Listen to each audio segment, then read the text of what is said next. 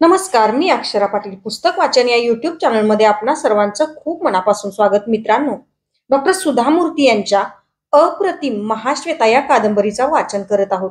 तत्पूर्वी चॅनलवर पहिल्यांदाच असाल किंवा चॅनल यापूर्वी सबस्क्राईब करायचं राहून गेलं असेल तर चॅनलला आधी सबस्क्राईब करा आणि पुस्तक वाचन कसं वाटलं हे कमेंट बॉक्समध्ये जरूर जरूर कळवा. भाग 5. या साऱ्या मनस्तापदायक वातावरणात आनंद हा एकच आशेचा किरण होता. संपत शुक्रवारची लक्ष्मीपूजा म्हणजे लक्ष्मी निवासातला मोठ्या अभिमानानं साजरा करायचा सण. या सणासाठी राधाक्कांची वर्षभर तयारी चालत असे. घरातले सगळे दागदागिने आणि मौल्यवान वस्तू त्या निमित्तानं बाहेर निघत. त्याचे 4 भाग करून त्यातला एक एक भाग लक्ष्मी देवी, अनुपमा, गिरिजा आणि स्वतः घातले होते. शेकडो सुवासिनींना त्या दिवशी हळदी कुंकवासाठी बोलावलं होतं. सुनेकडून त्यातल्या ज्येष्ठ सुवासिनीचे पाय धुण्याचा कार्यक्रम चालणार होता. पूजेच्या वेळी धूप जाळण्यासाठी निखारे हवे होते. नारायणाचार्य मुहूर्त टळतोय, लवकर निखारे आणा म्हणून घाई करू लागले. योग्य मुहूर्तावर लक्ष्मीपूजा केल्यामुळेच लक्ष्मी आपल्या घरी वास्तव्य करून आहे असा राधाक्कांचा विश्वास होता. राधाक्कांनी सुनेकडे पाहिलं. अनुपमा लगबगीने उठली आणि स्वयंपाकघरात जाऊन तिनं 2 निखारे चिमट्यात पकडून धूपदानात घातले. गडबडीच्या भरात एक घटना घडली. एक लाल बुंद रसरशीत निखारा अनुपमेच्या पावलावर पडला. पावलाचा वरचा भाग पोळला तरी अनुपमेनं निखारा पुन्हा धूपदानात घातला आणि ती गडबडीनं बाहेर आली. पूजा संपली. पावलावरच्या जळलेल्या भागाची होणारी आग सहन न झाल्यामुळं अनुपमेनं त्यावर थंड पाणी ओतलं. थोडं बरं वाटलं, पण पाणी ओतायचं थांबल्यावर पुन्हा भगभग होऊ लागली. ती पुन्हा पाणी ओतत असताना बाहेरून राधाक्कांची हाक आली. अनुपमा, सगळेजण आलेत, फुलं द्यायची आहेत. कुठं गेलीस तू? बाहेर ये बघू. जळलेल्या जागी आता मोठा टचटचीत फोड आला होता. तिनं त्यावर मलम लावलं तरी आग होतच होती. 2-4 दिवस यावर इलाज नाही हे ठाऊक असल्यामुळं अनुपमेनं त्याविषयी कुणालाच काही सांगितलं नाही. शिवाय कुणापुढे सांगणार म्हणा. सहानुभूतीनं ऐकून घेणारं तिचं होतं कोण तिथं? अनुपमेला आश्चर्य वाटलं. खाजवून खाजवून ती जागा लालबुंद झाली. मध्ये काही दिवस गेले. अनुपमेचं त्या जागी लक्ष गेलं. एक छोटासा पांढरा डाग तिथं दिसला. तिनं निरखून पाहिलं. खपली पडून गेल्यामुळं तो डाग राहिला असावा असा विचार करून तिनं तिकडे फारसं लक्ष दिलं नाही. पण तिला फार दिवस तिकडे दुर्लक्ष करता आलं नाही. तो डाग थोडा मोठा झाल्याचं तिच्या लक्षात आलं. कसला डाग असेल हा? सुरुवातीला लक्षात आलं नसलं तरी लवकरच तिच्या लक्षात आलं. अनुपमाच्या अंगावर कोड फुटलं होतं. मनात तो विचार येताच अनुपमाला आपलं हृदयच थांबल्याचा भास झाला. तिच्या चेहऱ्यावरचे बदल राधाक्कांना जाणवले तरी वाटलं नवऱ्यापासून दूर राहिल्यामुळे चेहरा उतरला असेल. त्याच वेळी श्यामांनांचं पत्र आलं. त्यात वसुदेचं लग्न ठरल्याची बातमी होती. नवरा मुलगा लक्ष्मी कोऑपरेटिव्ह बँकेत क्लार्क असून आणखी 6 महिन्यानंतर लग्न असल्याचं त्यांनी कळवलं होतं. मुलाची आजी आजारी असल्यामुळे मुलगी पसंत पडल्याचं ज्या दिवशी समजलं त्याच दिवशी लग्नाच्या याद्याही केल्या होत्या. अनुपमेनं त्याबद्दल राग मानू नये असंही त्यांनी लिहिलं होतं. वसुदेचं लग्न ठरलं ही बातमी निश्चितच आनंदाची होती. साखरपुड्यासाठी बोलावलं असतं तरी त्यावेळी अनुपमा जाऊ शकली नसती. आपल्याला कुठला रोग झालाय, त्यावर उपाय काय वगैरे विवंचनेत ती घेरली गेली होती. हा उपचार इतरांच्या नकळत झाला पाहिजे. अनुपमेनं त्याआधी कितीतरी कोड फुटलेल्या माणसांना पाहिलं होतं. त्यावेळी मनात कुठलीही तीव्र भावना नसायची. पण आता आपल्यालाच तो रोग झालाय म्हटल्यावर तिच्या मनात आलं, देवा, असा काय गुन्हा केलाय मी? कुणालाही केवळ शब्दानंही कधी दुखावलं नाही. मग कुणाचा शाप मला भोवला असेल? तेही आनंद गावात नसताना, अनोळखी सासरी राहत असताना. देवा, मला या रोगापासून मुक्त कर. आणखी कुठलाही आजार झाला तरी चालेल मला, पण हे कोड नको. सगळ्यांच्या नकळत डॉक्टरांकडे कसं जायचं हा एक मोठाच प्रश्न होता. घराबाहेर कुठं जायचं असेल तर दाराशी ड्रायव्हरसह गाडी उभी असते म्हणजे राधाक्कांना समजणारच. घरी सांगायचं धैर्य नाही. घरच्या फॅमिली डॉक्टरना दाखवणं म्हणजे रस्त्यानं जाणाऱ्या भूताला घरात बोलावून घेतल्यासारखा प्रकार होईल. अनुपमेची तगमग होत होती. याविषयी परदेशी राहणाऱ्या आनंदला लिहिणं शक्य नाही. कुठल्या जन्मीचं पाप या नशिबी आलं असेल. न दिसणाऱ्या देवाशी आणि दैवाशी अनुपमेचा वाद चालला होता. तो पांढरा डाग मात्र हळूहळू विस्तारत होता. अनुपमा दिवसेंदिवस रोड होत होती. अगम्य भविष्य काळात काय दडलंय याची चिंता करत होती. एक दिवस संध्याकाळी गिरीच्या घरात नसताना तिनं राधाक्कांना सांगितलं, मी हॉस्टेलकडे जाऊन येते. मैत्रिणींना भेटून येते. खूप दिवस झाले त्यांना भेटून. राधाक्कांनी परवानगी दिली. बरं, तासाभरात येशील ना? संध्याकाळी मलाही पुराण ऐकायला जायचं आहे. मला गाडी लागेल. तुला आणायला पुन्हा ड्रायव्हर येईल हवं तर. अनुपमेनं ही संधी पकडत म्हटलं, नको, तुम्हाला उगाच कशाला त्रास, मी येईन बसनं. बरं, मग अंधार करू नकोस परतायला, लवकर ये. अनुपमानं घाबरतच सिटी बस धरली. कॉलेजमध्ये असताना तिनं अनेक डॉक्टरांच्या नावाच्या पाट्या वाचल्या असल्या तरी प्रत्यक्षात त्यापैकी कुणाचीच ओळख नव्हती. आता एखादा डॉक्टर, तोही चांगला, शोधायचा आणि सगळ्यांच्या नकळत त्याला जाऊन भेटायचं. अनुपमाला या प्रकारच्या चोरटेपणाचा आधीपासूनच राग होता. पण आता तिचा नाईलाज होता. डॉक्टर राव त्वचातज्ञ असा बोर्ड दिसताच तिची पावलं अभावितपणे त्या दिशेला पडली. बाहेरच्या हॉलमध्ये 5-6 रुग्ण बसले होते. एकाच्या शरीरावर मोठमोठे फोड दिसत होते. आणखी एका रोग्याच्या अंगाचा काही भाग खाजत होता. आणखी काही रुग्णांच्या आजाराचं स्वरूप प्रथमदर्शनी लक्षात येत नव्हतं. कदाचित त्यांच्या आजाराचं स्वरूप न सांगता येण्याजोगं असावं. अनुपमा तिथं येताच इतर रोग्यांचंही तिच्याकडे लक्ष गेलं. त्यांच्या चेहऱ्यावर आश्चर्य उमटलं. कारण रुग्ण असल्याचं कसलंच चिन्ह अनुपमेकडे पाहताना दिसत नव्हतं. चेहऱ्यावरचे म्लान भाव वगळता ती अजिबात रोगी वाटत नव्हती. तिथली परिचारिका तिच्यापाशी येऊन म्हणाली, डॉक्टर घरात आहेत, तुम्ही हवं तर तिथंच भेटू शकता. अनुपमा डॉक्टरांना सहज भेटायला आलेली कुणी नातेवाईक असावी असं तिला वाटलं. नकारार्थी मान हलवून अनुपमा डॉक्टरांची वाट पाहत बसून राहिली. बराच काळ गेल्यासारखं तिला वाटत होतं. प्रत्येक रोगी एवढा वेळ डॉक्टरांशी का बोलत राहतो? डॉक्टरांनी आपल्याला का लवकर बोलावू नये? आपल्याला परतायला उशीर झाला तर राधाक्का काय म्हणतील? या विचारांमध्ये ती गळून गेली असतानाच तिचं नाव पुकारण्यात आलं. ती घाबरतच डॉक्टरांच्या केबिनमध्ये शिरली. मध्यम वयाचे, करड्या केसांचे, तरीही सहानुभूती दर्शवणाऱ्या डोळ्यांचे डॉक्टर समोर दिसताच अनुपमेच्या मनातली भीती काही प्रमाणात कमी झाली. डॉक्टर, पावलावर निखारा पडल्यामुळे पांढरा डाग आलाय. मला वाटतं कोड आहे. तुम्ही बसा. जे सांगायचं ते बसून सांगा. घाबरण्याचं काही कारण नाही, डॉक्टर शांतपणे म्हणाले. तिनं निऱ्यांचा घोळ उचलून पायावरचा डाग दाखवला. डॉक्टरांचा चेहरा पूर्ववत होता. खरंय तुमचं, तुमचा अंदाज खरा आहे. मनात कुठंतरी डॉक्टरांकडून असं काही नाही, हे कोड नाही, दुसरा कसला तरी डाग आहे असं ऐकायला मिळेल अशा प्रकारची पुसट आशा होती. तीही जमीनदोस्त झाली. अनुपमा डॉक्टरांचं बोलणं ऐकताच अवाक झाली. डॉक्टरांच्या दृष्टीनं तो नेहमीचाच आजार होता. त्यांनी लगेच सांगितलं, हा कधीच पूर्णपणे बरा न होणारा रोग आहे असं मात्र समजू नका. तुमच्या घरी हा रोग आणखी कुणाला आहे काय? माझी आई लहानपणीच वारली. माझ्या माहितीप्रमाणे तिच्यापैकी कुणालाही हा आजार नव्हता. तसंच वडिलांकडेही कुणाला नाही. डॉक्टर, हा अनुवंशिक रोग आहे? नाही, तसं काही नाही. पण फॅमिली हिस्ट्री विचारली. हा रोग वंश परंपरेनेच येतो असं ठामपणे म्हणता येत नाही.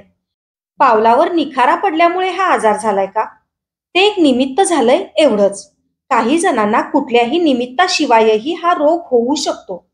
काही स्त्रियांना गरोदरपणात हा रोग येऊ शकतो. मला का झाला हा रोग?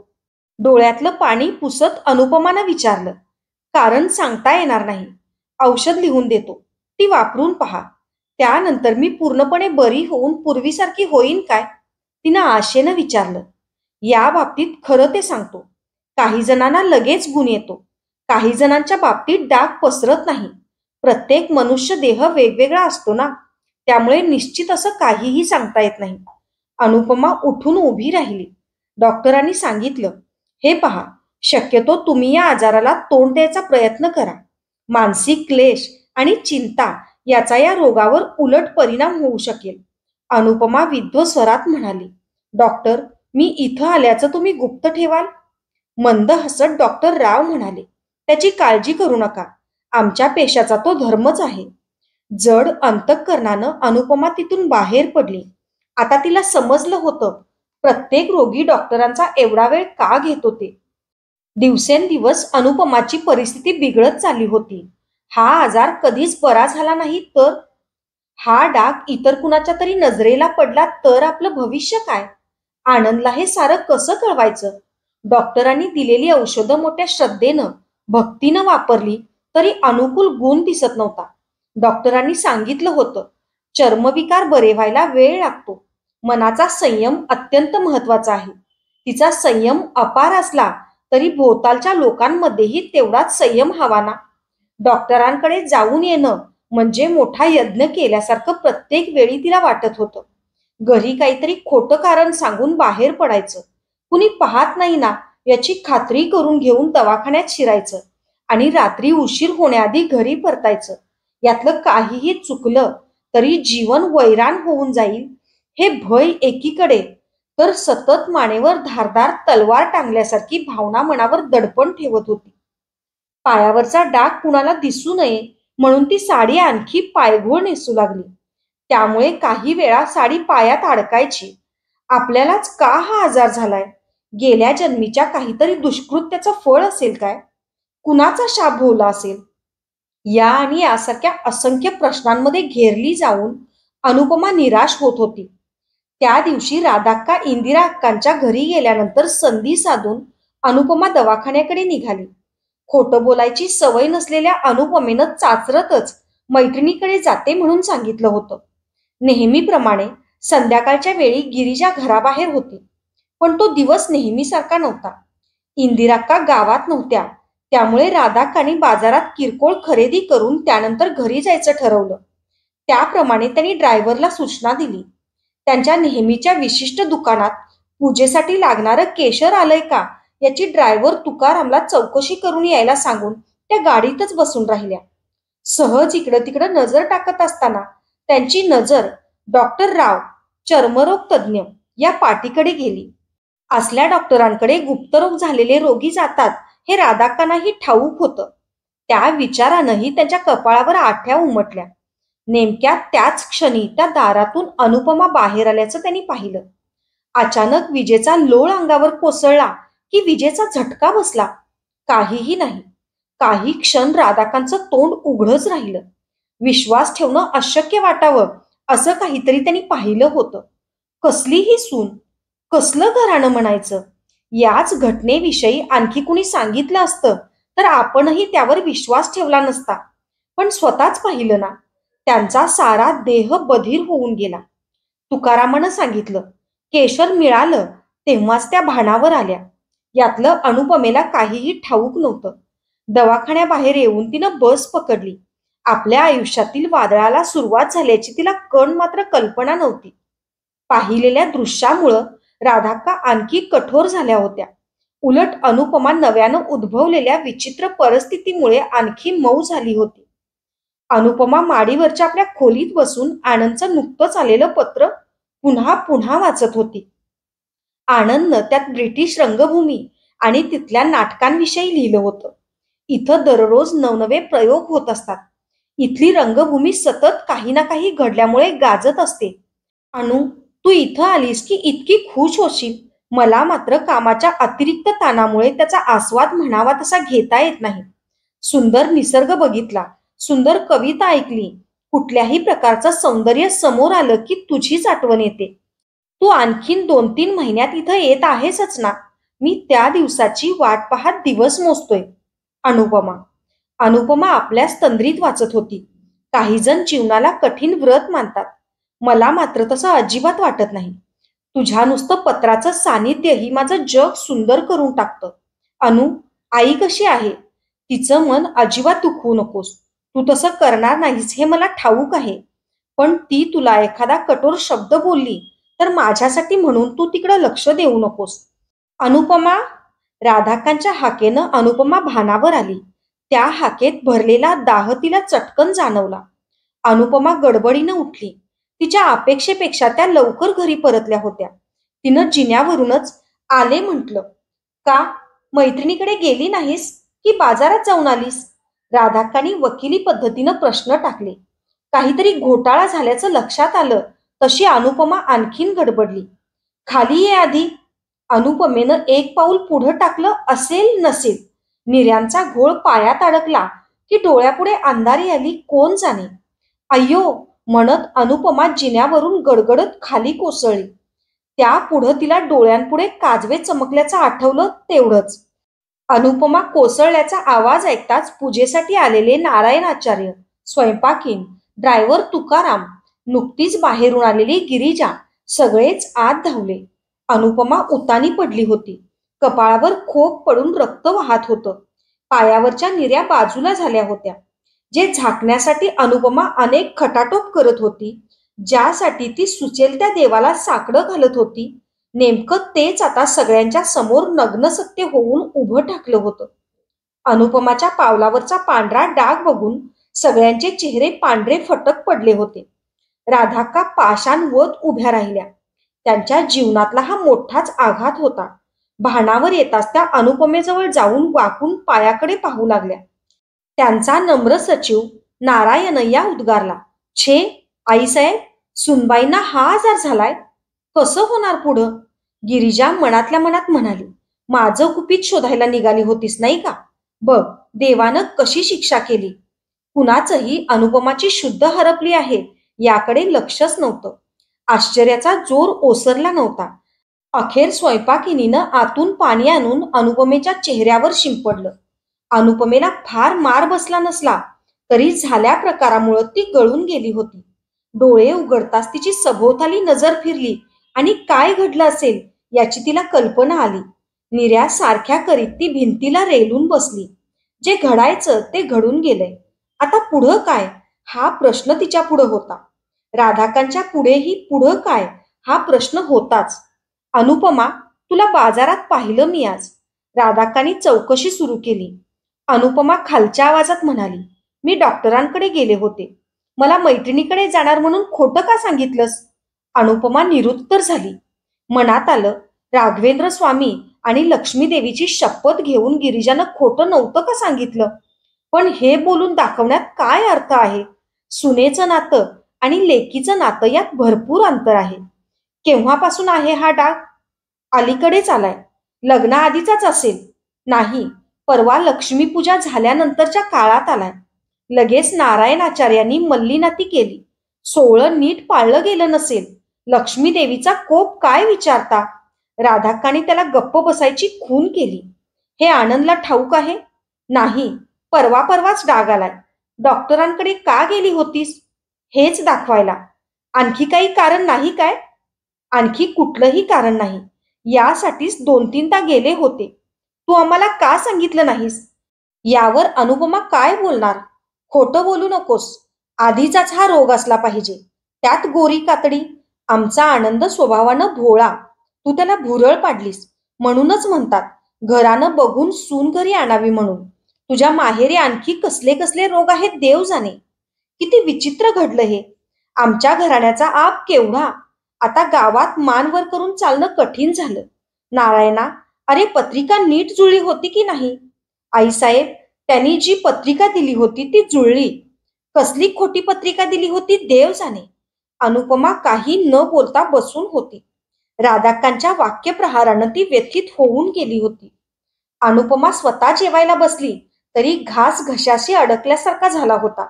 नेहमी स्वतः हसतमुख राहून सभोवतालचं वातावरण प्रसन्न ठेवणं हा अनुपमाचा स्वभाव होता. पण आज एकटीच जेवताना मनातलं दुःख उचंबळून येत होतं.